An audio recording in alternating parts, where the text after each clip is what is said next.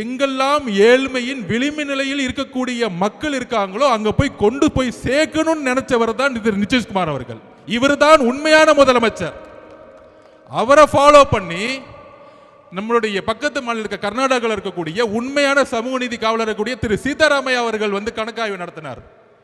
அதுக்கப்புறம் தெலுங்கானா ஒரு புதிய முதலமைச்சர் முதல் முறையில் ஆயிருக்கிறார் ரேவந்த் ரெட்டி அவர்கள்.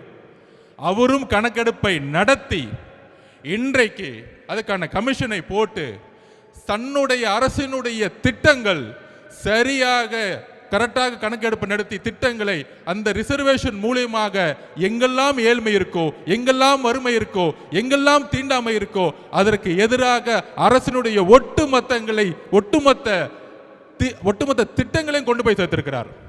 காங்கிரஸ் ஆளக்கூடிய மாநிலங்கள், எதிர்கட்சியா இருக்கக்கூடிய நிதிஷ்குமார் ஆளக்கூடிய மாநிலங்கள், இங்கெல்லாம் ஒரு சாதிவாரி கணக்கெடுப்பு நடத்தும் பொழுது சமூக நீதியின் அடிப்படையில் உருவான திமுக, அண்ணாதுரை ஒரே ஒரு விஷயத்துக்காக இந்த திமுக உருவாக்கினார், சமூக நீதி.